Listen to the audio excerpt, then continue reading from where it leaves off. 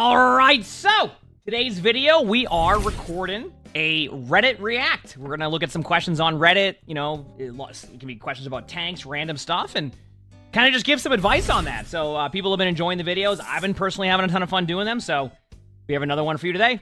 Make sure to sub to the YouTube, leave a comment, let me know what you think about all this stuff, and we'll go from there. Here we go. The first Reddit React question we have here is hero pool advice. Winston, Sigma, and question mark. I feel very comfortable with my two favorite heroes, Winston and Sigma. Between them, they cover a lot of situations. But there are some maps that seem too tight to benefit from Winston's mobility or to let Sigma keep the distance he wants. I'm talking about maps like Antarctic Peninsula Icebreaker and Oasis University. I feel like I might benefit from having a close-up brawler in my pool. Any advice? I actually do have advice for you because I know exactly what hero that I can lead you in the direction of. I realize this is partly a matter of taste, so I'd be happy to hear what you like to do in these close maps. Or am I looking at this wrong? Maybe I can focus on my two best heroes and make it work with a shift in strategy. Yeah, so this one's going to be easy for me, because there's a hero that I have recently been actually playing a lot of recently, and are seeing success with Ramatra. This is the hero you're looking for right here is Ramatra, because obviously you're going to run into some issues with like certain ranges, but Ramatra gives you a really good opportunity to fight in these close brawl opportunities. You have a shield if you ever want to go into poke damage mode, so you have good shield. The Doritos have a pretty large projectile, so you can do a lot of damage at range. So not only do you have a poke damage hero that you see with Sigma, but you also have a hero that can brawl in these close range maps, and you have a great ultimate to go with it. So truthfully, I don't even have to go too deep in this discussion. I'm just going to say right now, if you want to play a close-up brawler hero that also is kind of like very good in current Overwatch 2, Ramatra is my go-to there. Obviously, you can play a hero like Reinhardt, but Ryan still has that kind of that back-and-forth struggle and a little bit of a different play style. Orisa just got nerfed. Queen is good and getting buffed next patch, but Queen also can struggle sometimes against sniper maps. That's why I like the idea of Ramatra, to be able to kind of play against these type of situations. So, yeah. I love that the first comment is someone suggesting Zarya, Orisa, Mauga, Junker Queen, or Hog. None of the hero I suggested. I really think, like, a lot of people are saying Queen. I really think Ramatra is going to be the best bet right now, because you have the balance of both, and I think that is going to be helpful. Like, all those heroes are good, but I really think Ramatra is in a good spot. If you can't play a hero like Reinhardt, and you struggle against snipers, Ramatra is like that perfect hero for that. And especially a very tanky hero at that in current Overwatch. What maps / when can you use Winston, and when not to use him? I'm a beginning Winston main. And while I am learning things like combos, positioning, gameplay, game sense, I still struggle to see which map is right for Winston. For example, on control maps, I often don't know if it's okay to pick Winston, or if I should pick someone that is Brawl. I like how Zarya keeps being recommended in the Brawl comps, like Zarya, or something like Gibraltar, where there are long distances, so my mind goes to Sigma, usually there. But a lot of top 500 tanks seem to prefer Winston there too. One, Winston is your go-to Gibraltar first and second point. If you want, like, I play D.Va on that, but Winston is great for first and second point. Third point, you lose value, but you can still play Winston there if you need to. So I want you to think about it more of this on your map selection here. Can you get high ground easily?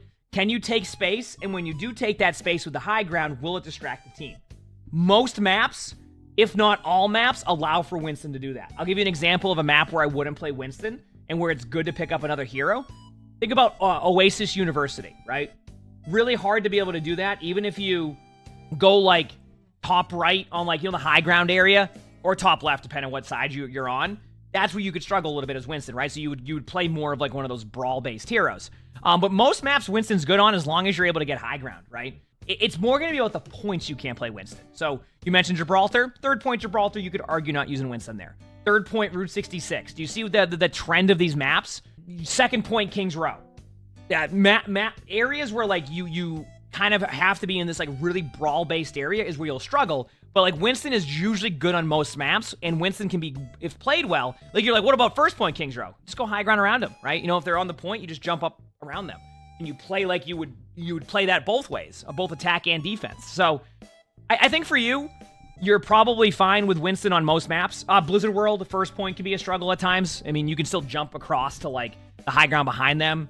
Maybe third point. You see what I'm saying? That's where I'm just giving you maps where like maybe you can look into the hero swap, but Winston is generally just a good hero. Let's see what the chat says, or see what the comments say. Long sight lines, yep. Oh, Havana. Havana can struggle a little bit there, too. I just remember that. Yeah, see, first and second grade points, Hollywood, first and second. See, so yeah, you're running the same thing. People are mentioning the same thing, so yeah. All right, what should I be doing as a Sigma main against Winston and Dive? I am currently Plat 2, climbed a bit recently, and mostly a Sigma 1 trick. Also decent at Orisa, but with the current nerf, it's a bit harder to play her. And I'm finding currently I am struggling the most against enemy Winstons and just Dive in general. Is there ways I can be committing to Sigma to work against the Dive, or should I learn a different tank to swap to against heavy Dive? If so, I am not great at really close range fights since I panic a bit, and my aim isn't super brilliant either, to be honest. I also seem to struggle against Zarya Brawl. What's the best way to play into that? Again, edit against Zarya as Orisa, I struggle too there. What can I be doing against a Zarya Brawl as Orisa? For Sigma, it's all about distance, right? I always talk about Sigma. Think about it as you're playing a zone defense. I can talk about that like in... Like think about it as like a zone defense. And what I mean by that is like you're controlling a part of the area and you control a part of the map. That's what makes Sigma strong. So the reason why you struggle against Winston is because Winston is able to create that space to you and you don't have that ability to zone out. So the best way if you're going to play Sigma against Winston is do as much poke damage as possible to the Winston before a dive to make it harder on them. Easier said than done. There's going to be struggles. You can almost put it into a 50-50 matchup, but if I had to give the edge to one of the heroes, it'd be Winston because Winston can do well against Sigma. Sigma is about range. So you said that you know, some of the heroes you struggle against. Honestly, I think a good hero for you, and this it's funny because we just recommended it early in the video, is Ramatra.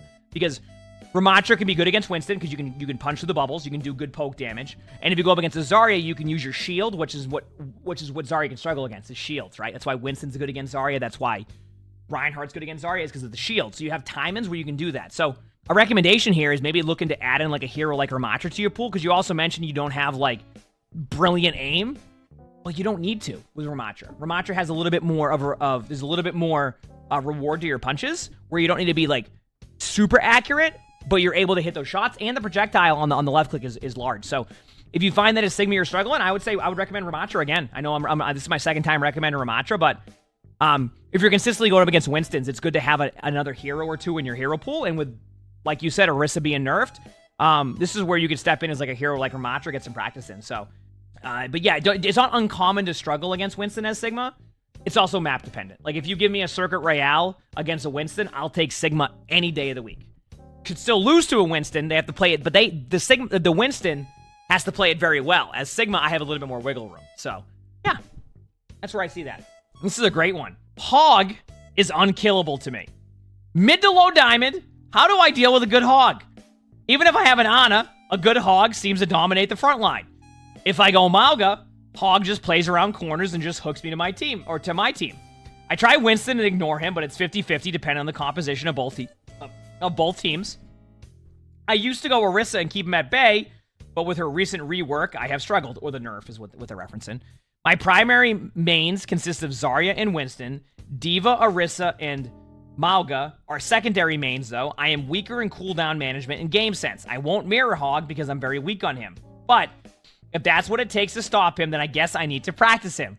Okay, let's say I am Mauga or Orisa. I force the tank matchup, but once one well-placed hook can mean death. This forces me to play at a slight distance if I'm on Mauga. That means fall-off damage. On Orisa, sometimes it could be a stalemate with Hog. With Winston, I ignore the tank and trade backlines, but again, it's 50-50 for a number of reasons. The problem only magnifies if the enemy team has or swaps heroes that have a soft/hard counter to me or adjust their playstyle against me. Hog feels strong this season. I've talked about it a little bit. Hog is just a very good ranked hero right now. Like, straight up. And if you find that you're having trouble killing Hog, this happens in top 500 too. I mean, Hogs are starting to dominate the ladder because, one, obviously the Orisa nerf, but I think the Orisa nerf was worth it. I don't think you'll see Hog as much in, like, you know, an OWCS match, but I think on ladder right now, Hog has hit like this really sweet spot where if the Hog is even remotely paying attention, Hog becomes very unkillable. So the best thing you can do, and I know it's frustrating, and this is what I've had to do. Some people might agree or disagree. You got to shoot the Hog. And I know that sounds... A lot of players are trying to ignore the Hog strategy, and a lot of the time it isn't working right now. Because Hog has so much survivability, and it has become a bit overtuned in rank, that is. I'm not going to say, like, oh, overpowered, etc. Overtuned is more like You have a 45-second ultimate. You have damage reduction on heal. Your hooks can be valuable. You get a good amount of damage. So, like, Hog has become a very tough hero to kill. And a lot of that is just you have to grind the Hog down until they use up all their heals and find that timing. Easier said than done, though, because getting your teammates to play on this, getting the same target is the most difficult thing in Overwatch right now. And the one hero that will benefit from bad target focus is Roadhog. A lot of what you have to do is just poke out the Hog as much as possible, make it difficult for them. And if they do end up in that hide-and-seek mode you mentioned, that's when you start to go for their backline and try to play walls as much as you can. It's easier said than done. I'm going to tell you right now, players even in top 500 are struggling against Hog right now. You can go on a Kiriko all day long. It just takes one Kiriko to cleanse the Hog, and then your whole play is just completely ruined at that point. That's where I'm at. So we'll see what the comments say here. Zen usually melts him. Not so much now that you can LOS the orb. But I do agree that Zenyatta can make it difficult. And this just kind of goes to what I said. Just do damage to Hog, poke him out. And Zenyatta is a perfect hero for that. I love how the second comment is, sometimes the best way to deal with a good tank is not to deal with them at all. Which, this is a statement that is kind of true. But I find that right now, Roadhog's in a spot where if you leave Roadhog to do whatever Roadhog wants, it's not as... It really is that 50-50 that just doesn't play as well. So, yeah. But I've had a lot of success just running Sigma into Hog. I do like Sigma against Hog, but I honestly, there's so many good Hogs in top 500 that I can't make Sigma work that much. They're just so good at just the shield pressure. So, Sigma can be good, though, in some ranks, for sure. Yeah, so very much seems like just poke down the Hog as much as you can and hope for the best. I know that's not how you want to play it, but that's where Hog is right now. So I think on the 14th with the new patch, you'll probably find a little bit more value. And Hog will be a little bit easier to kill, or you'll just have more survivability and you have to worry about the Hog less. So yeah. If it feels like Hog is good right now, yeah, that's what it is. You said dark mode? Don't I need to be logged in for dark mode? I'm not logged in. I don't have like a login right now. Next one. We have the question, should you shoot Nanoed tanks? In my last ranked matches, I played against the Nanoed Rhine. I played Junkrat, was behind cover, and was on the side of him and his team. He charged into my team, so he was behind me, but even then, there was cover between us. I focused on the squishies behind him, especially an Ana and a soldier who were open field. Could have turned to the side to shoot the Nanoed Rhine while also having cover, but then their backline could have killed me. I know that you should shoot Alton heroes, but what about nano tanks? Yeah, I don't think there's any problem with shooting a nano tank. You ever hear the joke I have right now as a tank where I go, can you believe there's damage reduction to nano? Yeah, you can shred through damage right now. There's so much damage in Overwatch, and it's really easy to hit a tank that, believe it or not, even though it may not seem like it, shooting a nano tank can go really well. But it's situational, right? If an Ana has a sightline and can heal up the nano tank the whole time, there's a good chance they're going to get Ana grenaded and healed up to full, and you're not doing much right there. So, very situational. If a Winston dives into your team and you know they don't have ultimate and they're out of LOS, absolutely shoot at the Winston. That Winston probably will fall over. I think your decision-making comes down to this. Do they have line of sight of being able to heal their tank? If so, disrupt that. If they don't, shoot the nano tank all day long. The tank will fall over. I can speak from that for being a tank player.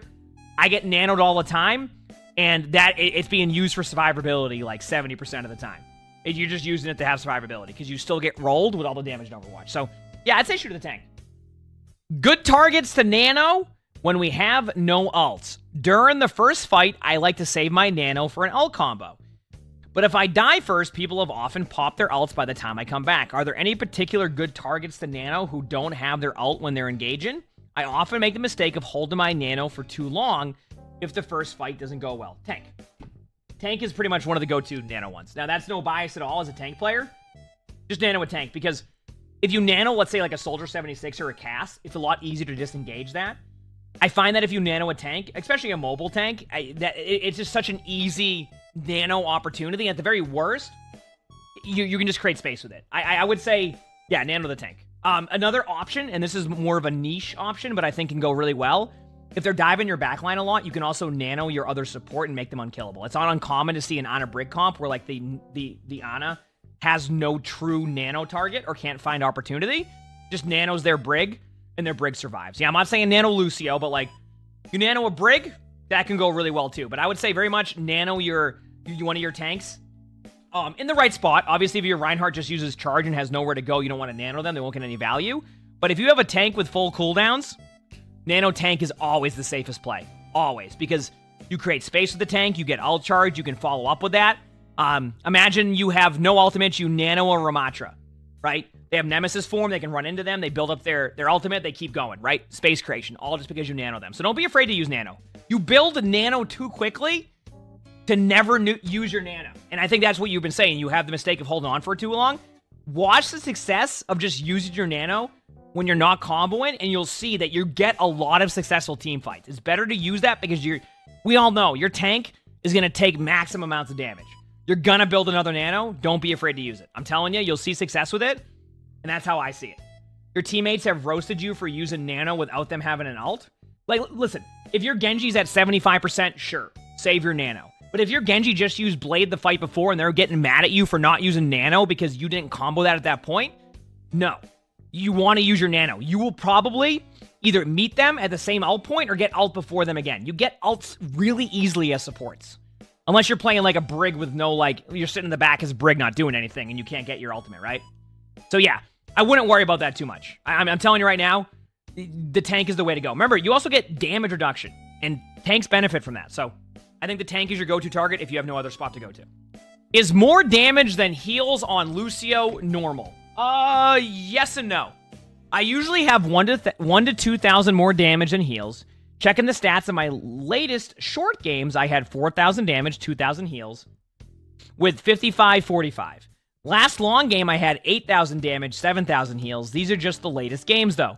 1 out of 3 games, I get more heals than damage, and 1 out of 2 games, the heal and damage ratio is very close. Outside of a Reddit Lucio, or 70-30, 2-minute dive comp games, I heal with Lucio around 50-50 usually. Healing at choke points when peeling, when getting dove, when teams standing still, etc., and then speed for the rest of the game. Yet I still always end up with more damage than heals. I do not just spam the tank because that is a long habit I have gotten out of recently. Usually, I will speed while diving with my team. That's fine, which pumps out a lot more damage, in contrast to heals. And then there's the turret Lucio playstyle, which also pumps out damage faster than heals if you find a nice angle. I'm always shooting, and when I'm actually healing, the numbers just don't go up very much. But maybe I'm just terrible at Lucio, which is why I'm asking this question. Is this normal? Was pondering whether I make this a post or a discussion post. Can I be honest with you? I feel like you're caring too much about the stats here. Every game on Lucio is going to be different. You're too worried about the stats here. This is just, you're playing Lucio. You're going to have games where your heal boost will be more beneficial. You're going to have games where your speed boost is more beneficial. That's what makes Lucio Lucio. There's going to be games where you finish with 4,000 damage and 12,000 healing because your teammates are taking so much poke damage that your speed boost can't be beneficial, right? I really feel like you just, reading this whole thing, it just feels like you just almost looked too deeply into the stats on Lucio and worried too much about that, when in reality, it's like, the number one question is, are you seeing success? If so, then this is probably going to be fine. If you find that your teammates are dying too much or they're not benefiting from your speed boost, then you need to take that back a little bit. But that's it. Like, I feel like you're just looking at the stats too much here. I will see Lucios with 7,000 damage, 7,000 healing. I have seen Lucios with 10,000 damage, 8,000 healing in top 500 games. I've seen that in OWCS games. I would say just don't worry about it too much with this. And I know that's easier said than done. I think it's every team will play differently. And that's how I see that. So, yeah, I like that here. Stats are not great without context, and I would even go as far as to say to ignore the stats. And I think that's kind of the general consensus here is like, every game will be different on Lucio. I wouldn't worry about it too much. If you're seeing success and games are going well, perfect. This is all fine. If you find that you're losing games, maybe you're over speed boosting too much, or maybe you're under speed boosting. There's so much there, and there isn't as much context, so I would say don't worry about it too much. Should I prioritize dealing damage or healing as Kiriko? Yes. I like Kiriko. Great utility character who's pretty much been meta ever since her release. Very true. One simply could not give up on the value of Suzu and Kitsune. Two of the best abilities in the game, I agree. However, I have a dilemma now. Do I focus on damage or healing as her? Yes. Streamers who do unranked GM all say that as Kiriko, you should focus on damage. The problem here is that mechanically, the GM players are going to play well, and like let's say they're in plat right now. Mechanically, that could be the correct answer for them because they're going to be, their mechanics are going to be so good that they're going to prioritize damage to begin with, and like the damage output the damage output that they have is going to be just really good, which is going to put so much pressure on their team. So, like, I feel like because of the good position, I think it's going to be a little bit different. Like, because your teammates are going to take more poke damage, and because you're not going to have the same mechanics as, like, the GM player, it's not going to be... You're not going to, like, see the same value on that one. So, that's kind of the problem there, is, like, yes, you want to do more damage output, but, like, are you hitting those exact same shots? Are you using the position and the game knowledge that you'll have there? I don't think so as much, right? So that's why I wouldn't look at it as that way, as each rank that you climb will play differently. Like, that's the problem there, right? Throwing kunais and playing off angles, which is correct. You do want to play off angles. Only really healing when you can't deal damage or when your allies really need it. No. Because if you ever watch, like, some of the pro games, a lot of the Kirikos, while they do go on angles, also have to go into heal bot mode. And the reason why you go into heal bot mode is because you build up really fast, like Kitsune's, and then you do your kunais in between your heals sometimes, right? So, yes, you're going to go for angles sometimes, but, like, not all the time either. And a lot of good Kirikos end up kind of sticking with their team, finding damage across the map, and then giving them kind of the play style off of that. And because those are GM streamers, I believe them. Because after all, they are far, far better players than I am. However, there was a recent OWCS event, which Flats brought my attention to. Oh, look at that. Co-stream is working. And so I decided to watch some of Kiriko plays in the said event. After all, OWCS are the best of the best. The match I was watching in particular was Team Falcons versus Crazy Raccoon. From the latter support's POV, Shu, very good player, who exclusively ran Kiriko, and I was dumbfounded upon watching his plays. Shu was mostly heal bot, only ever throwing kunais at the start of the round from choke points when both teams are headed for the objective, or when everyone is fully topped off, which rarely occurred. Exactly. Because, like, you don't... This whole go on the flank and do 80% of your damage output the whole game is not what you're going to see in a lot of those games, right? Yes. Do you want to find angles to do damage as Kiriko? Yes. Can it work? Yes. Is it the direct go-to play? No. It's about finding the balance between damage and healing, right? And as I was saying, like, when you said you watch, like, an unranked gem for that, for example, like, the player's mechanics are going to be so good in, let's say, Plat, that, like, that damage output is going to be the reason why they don't have to heal as much, because there's so much pressure. But the problem is the mechanics are so different in each rank that, like, you can't get away with those plays as much when you're doing that. If you're hitting every one of your shots, you're going to be out of Plat in no time, right? So that's why it's all about finding good balance. And I think with Kiriko, what makes a frustrating Kiriko to play against in any rank that you're playing is the Kiriko that is always there for the great Suzu, keeping the teammates alive, and then having Kitsune on cooldown. The damage output comes with the pressure of your team and making plays as your team takes map control, right? You don't want to go on the flank right away as Kiriko and try to do 5,000 damage, have no one to TP to, and then fall over and be like, what are you doing, team? I was told I was supposed to do damage here, right? Finding the balance is that. The reason why Shu has to heal bot is because those teams do so much damage that if you even remotely try to make a play, here's what's going to happen. Like, one of the teams will shoot at the Kiriko, force out a Swift Step, they jump in as Winston, force out a Cleanse, that's it, you're over. So they have to play passive and be really, really smart with their cooldown usage. And that is what will make you a really good Kiriko. So I would not prioritize on doing 80% damage output when, in reality, you probably want to be more on the healing side with the damage output coming when the opportunity arises.